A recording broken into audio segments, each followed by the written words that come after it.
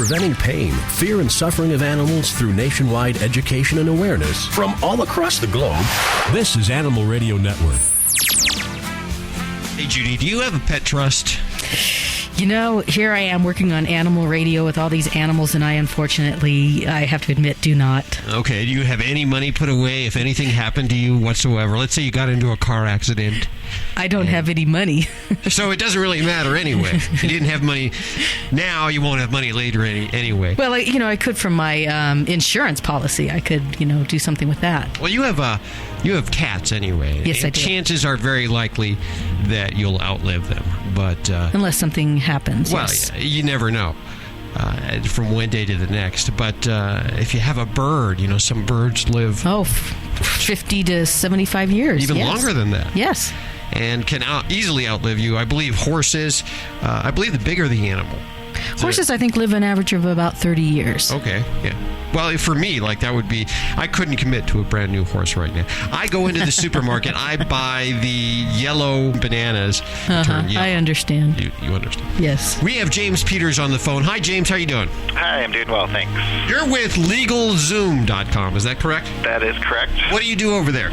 I am the managing attorney at LegalZoom. I basically manage our staff of attorneys who put together the legal documents that we offer online.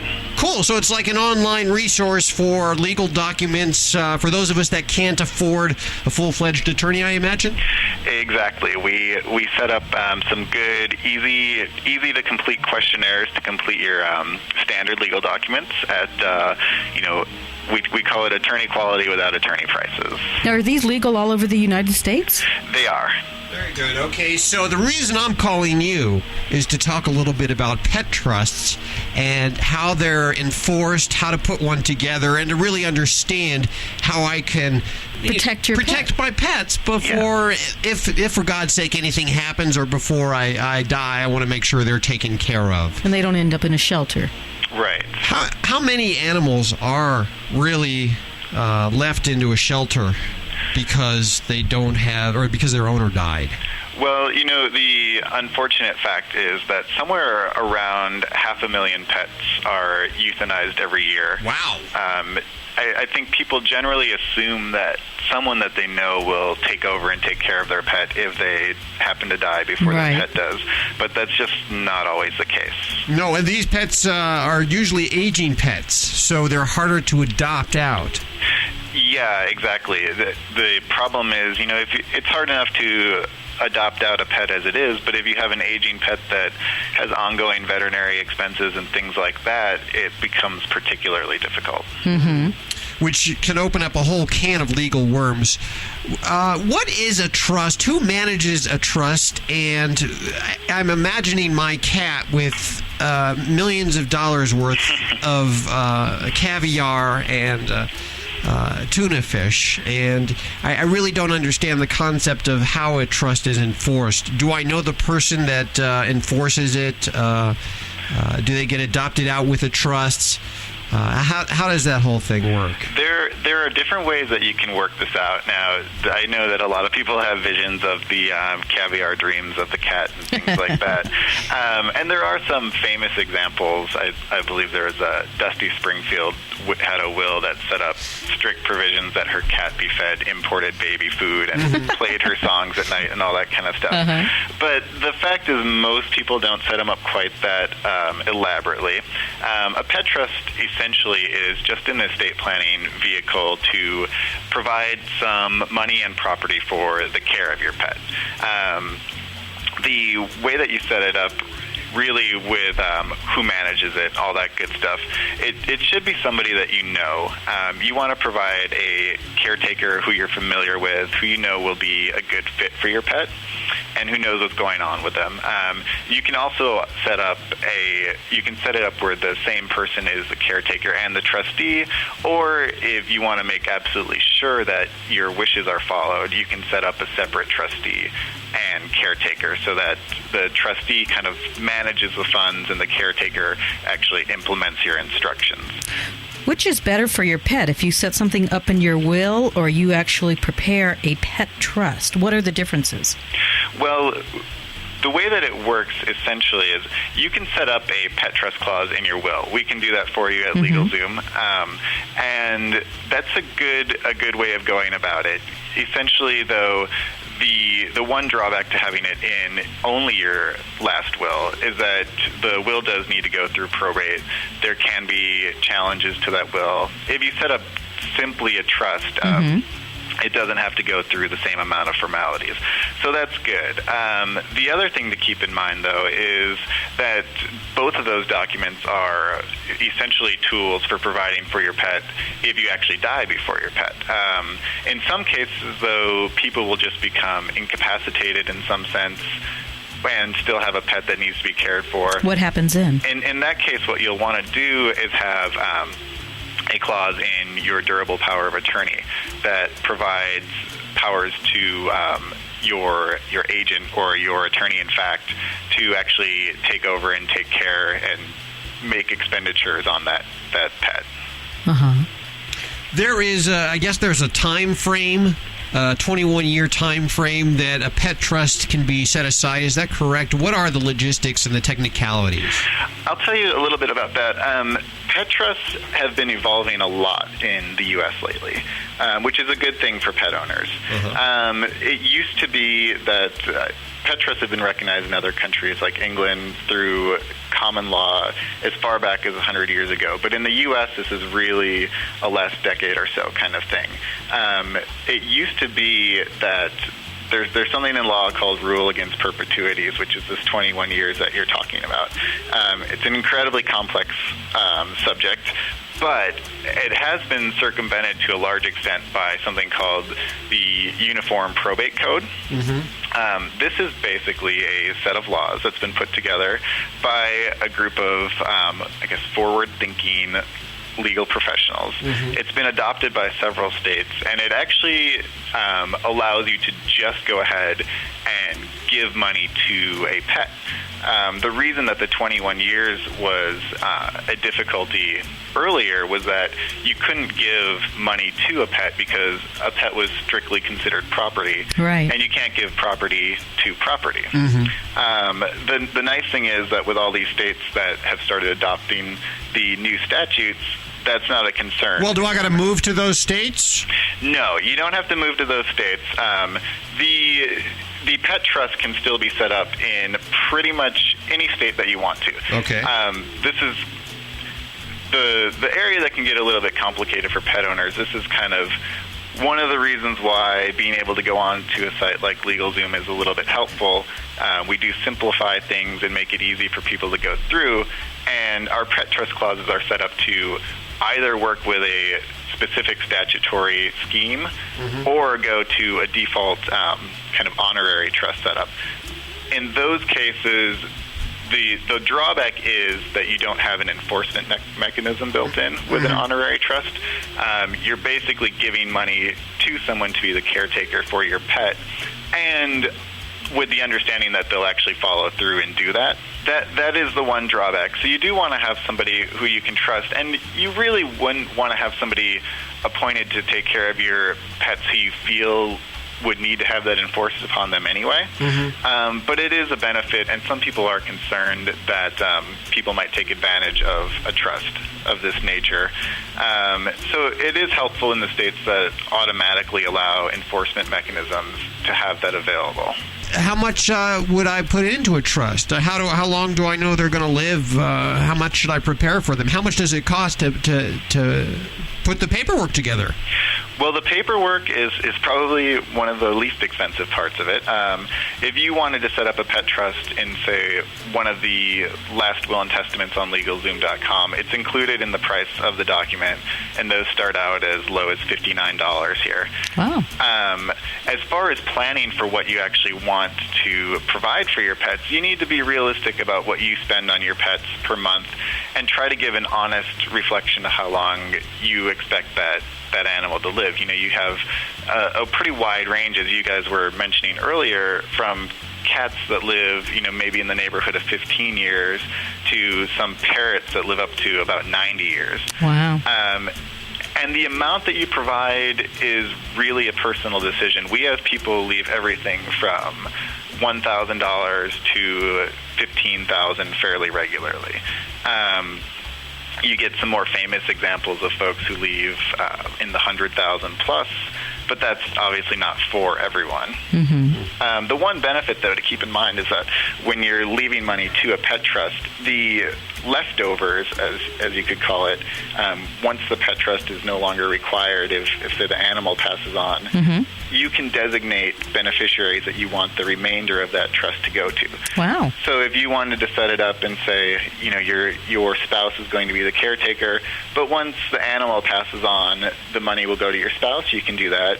You can also set it up so that it will go to maybe your favorite animal charity as well. Very good. Very good. We're talking with James Peters of LegalZoom.com about pet trusts and clauses.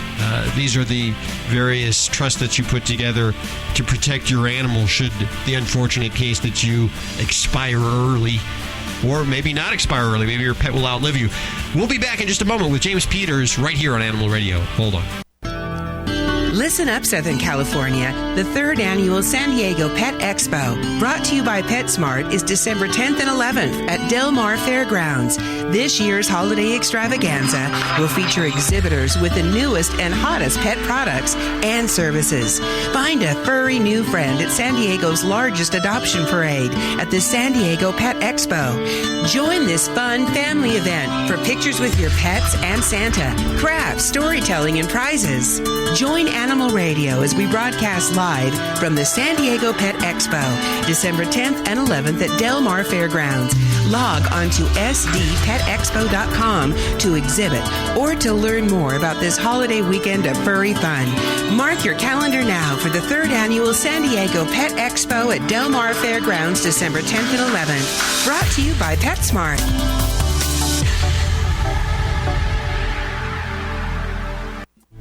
I'm Anne-Marie Lucas, Special Investigator for the ASPCA, and I've seen the horrors of animal cruelty. Animals like Libby, a beautiful, innocent cat. Someone poured burning kitchen grease over her head and left her to die. When Libby arrived at our shelter, she was near death. The skin on her head was burned away, and the scalding grease left gaping holes in her back. No animal should have to suffer like this. Help us rescue more animals. Become an ASPCA Guardian with a monthly gift. Right now.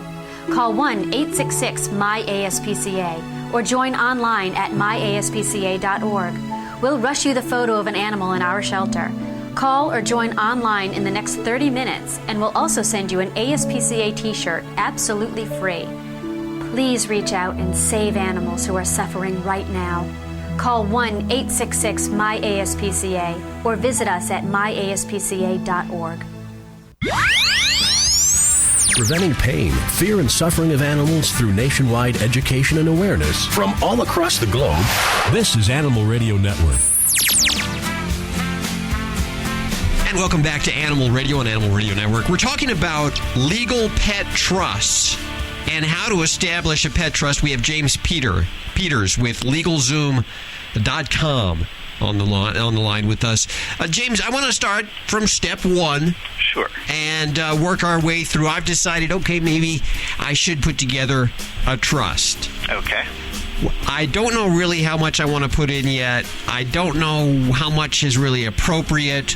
Where would I start? Obviously, LegalZoom.com would be the area to start. LegalZoom.com is a great place to start. We've got some good basic information for people who are still kind of in the deciding stages of these kinds of things to read over and get themselves more informed. And once you're actually ready and say, I know what I want now, I can go in and do this, we've got really great, easy-to-follow questionnaires set up that you can go online, answer the questions, they're all in plain English, and get your customized documents provided to you. Some of the things that you'll want to consider, though, when you're actually thinking about how much do I want to set aside, think about things like what you spend each month on pet food, what you spend on toys for your pet, in addition to annual veterinary bills and things of that nature. You just want to make sure that the person who is designated to care for your pet is not burdened by caring for your pet. got to have enough money, and you got to expect your pet health is probably going to get worse. Yeah, exactly. I think we mentioned a little bit earlier that the adopting out of the animals gets a bit more difficult as they get older, but caring for them gets quite more complicated as well. You have a lot more veterinary expenses and things like that, and you want the person who's caring for your pet to be able to, take all the steps necessary and not feel like they have to be, working within some kind of budgetary constraints to do that. So you really want to have it set up where your caretaker feels at ease providing all the care you would want to give to your pet. Okay, and we should, of course, sit down with that caretaker and make sure that they want to do this. Make sure don't just burden them all of a sudden with this. They find out. That I think the importance of that cannot be understated. You're looking at a person who will care for an animal that you consider to be, studies show the vast majority of people consider their pets to be a member of their family. Mm-hmm. And you want that pet to continue to be treated as such. So you definitely want to sit down with and talk to the person about that. I guess the one thing that is a bit beneficial is, say that you talk to somebody, you maybe talk to a couple people, and you have a few family members who would be more than willing to take care of your pet should something happen to you. One of the options that we provide on our site is alternative or alternate trustees. Mm-hmm. So say that something happened to the first person that you had hope to appoint as the guardian of your pet. You would have an alternate available to take care of your animal should that be necessary as well. Wow. Should I have any concerns about pet fraud? As terrible as it sounds, these things do come up occasionally. You'll read stories about, John Doe who is on black cat number 5 and is found out by someone who finally goes and investigates. There are some steps you can take to prevent that. I believe that DNA sampling is one thing that you can do. You can do that through your veterinarian. Again, if you are talking to somebody who you know well and have discussed things with earlier, it's less likely to be an issue if you have a guardian and a trustee that you really know care for your animal in the same way as you do. But it's understandable that people are concerned because we do have, as I said, customers who give tens of thousands of dollars to their pet trusts. And some people want to make sure that they have that money protected and that it's actually going to their pet. So the DNA sample is one way to do that. Another thing is when you go on, let's say you're going through LegalZoom to do this, we'll ask questions about your pet. You want to provide as much description as you can. You don't want there to be any room for confusion on that. So you don't just want to say, I'm creating a pet trust for my cat. But you want to say, I want to create a pet trust for my cat, whose name is this, and give a physical description of that cat. All that's helpful. Okay. Okay, so I figure out how much I want to put in, and I got to do all the description and everything. What about the money? Should I have that in an account somewhere? No, that's not necessary. If you wanted to set that up, you could. But that's one of the things that will be the responsibility of the trustee is to maintain that money once the pet trust actually takes effect. If you were doing something more along the lines of a rather large pet trust, which some people do, you can almost do it in like an endowment sense where you actually put in enough money so that your pet's care can be taken care of on the interest earned from that account. Doris Duke's pet trust was $100,000. She was the American Tobacco Company heiress. Yes. Wow. What kind of provisions would she have put in there? The interesting thing is you'll have some people who donate quite a lot of money and really don't give much for provisions. They just figure that they'll be cared for. But then you also do have people who set up very, very elaborate trusts for their pets where they can live in, there are, I guess, sometimes people call them almost like retirement homes for pets. If the owner passes away, the pet can go to this place where they'll have their private room with a leather couch and a flat screen TV that has Animal Planet running 24 hours a day. You can really provide a lot if you want to these days. James, there's a big coalition now to change the word owner to guardian with pets and animals across the country. How is that playing into this, and how will that play into how these are enforced in the future? Well, that is an interesting movement. As you probably know, LegalZoom is in Los Angeles, California, close neighbors to West Hollywood, which is one of the first localities to actually pass an ordinance stating that people have to refer to their pets as companion animals, and instead of owners, it is guardians. Now, there are people who think that is a bit on the extreme side, but I think the intention behind it is very good. It's really in treating animals more as a part of the family and less as just a piece of property. And I think that's being reflected in all these states that are currently passing laws that allow you to actually leave money to your pet for the care of your pet. You know, maybe 15 years ago, it was very rare to have a statute that specifically allowed this. Now there are about 30 states that have actual specific statutes saying, yes, you can create a trust for the care of an animal. And I think it just shows a little bit of a shift from thinking about pets strictly as property to more as, you know, an animal that you or the owner really cares about and wants treated as a member of their family. And I think that's appropriate to have that going on. James Peters of LegalZoom.com, we appreciate you spending time with us today. Thank you very much. I appreciate it. Remember, you can learn everything that you've heard about at LegalZoom.com or online now at AnimalRadio.com. All the links, everything that you've heard on the show today at AnimalRadio.com. This is Animal Radio Network. Hi, Animal Radio. Hi, Who's this? this is Genevieve. Hi, Genevieve. How are you doing today? Great, thank you. Where are you calling from? I'm calling from Lake Matthews, California. Ooh, is that, Where is that? Northern California? It's beautiful Southern California, Riverside County. Oh, Riverside. Okay, never heard of it. And I imagine you were listening on Coast. Absolutely. Very good. What can we do for you today? Well, I have a pound puppy that we got a couple of years ago. He's a chocolate lab. He's about 4 years old. And he's a barker, okay? But that's one of the problems. But the other problem that we have is we cannot keep him in a kennel. So now I've actually had to tie him up and keep him on a leash. Because in the kennel, he's learned to climb out of it. He's learned to climb out of the kennel? Yes, he will climb out of the kennel. He won't jump. He'll climb out. Isn't it Enclosed? Enclosed? Yeah. Fully enclosed? Chain link, the top is open. Oh. Yeah, 5 feet. He climbs out. You might want to think about putting a top on it as well, putting some kind of a link or chain link or something on top. Well, unfortunately, it's built around some cypresses, so that would be a little bit hard. Oh, okay. But anyway, so what we've done is we've got one of those cables, and we have him tied up to that. Well, when he decides he wants to play, he will pull his head out of his collar. Does he get an adequate amount of playtime and attention from you? Too much. Yeah. He is what you call high maintenance. To the point where he needs attention 24/7. And is this suddenly something new? Did it just all of a sudden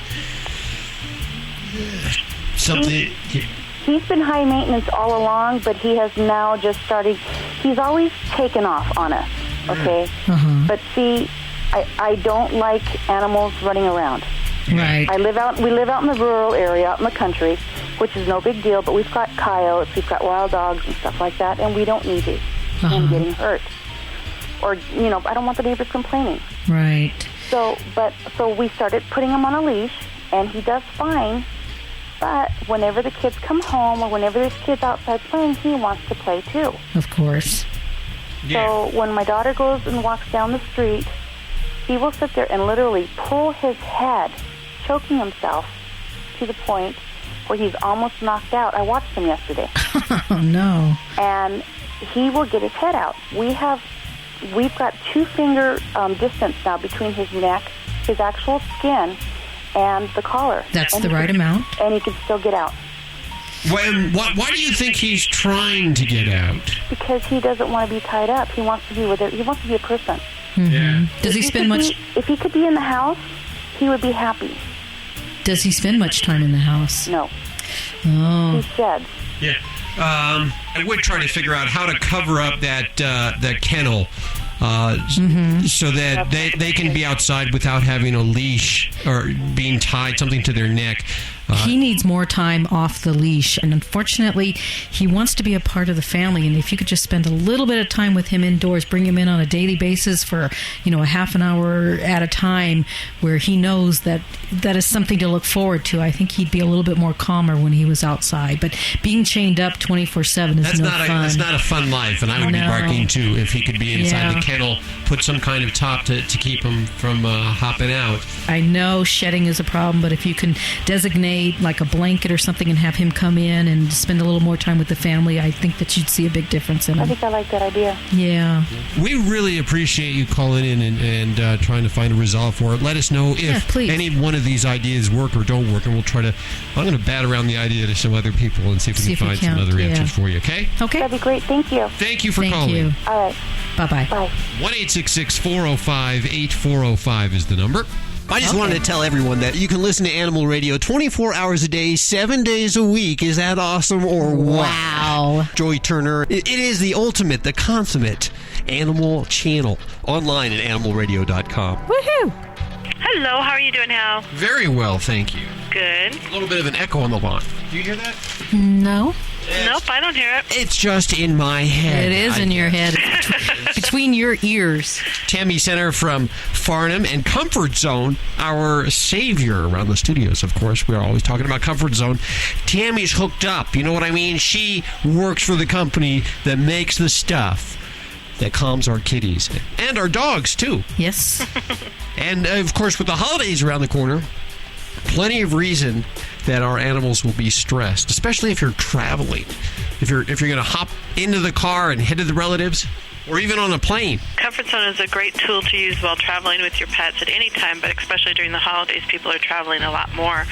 So we have Comfort Zone for cats and Comfort Zone for dogs.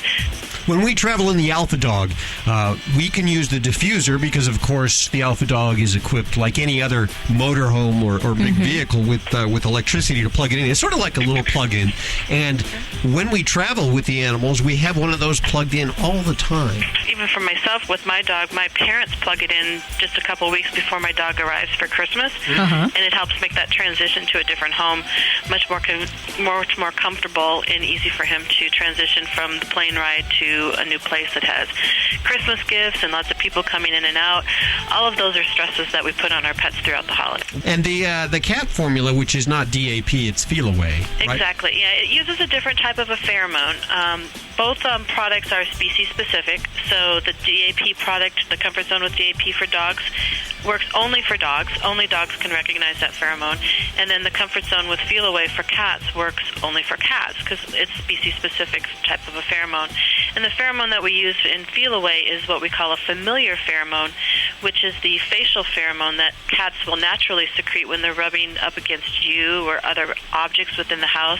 A lot of times people say that they notice their cat is rubbing more on furniture and different things in the household, especially during the holidays, because new senses are in the environment. They they're trying to mark it as familiar for them. And once they have an environment that's familiar for them, they're less likely to act out in a territorial fashion of trying to urine, mark, and scratch the territory. The best way to tell, while we learned about this, it was word of mouth, actually. And I think that's probably your biggest sell point, is that it's word of mouth. And we're going to let a listener right now try some at 1-866-405-8405.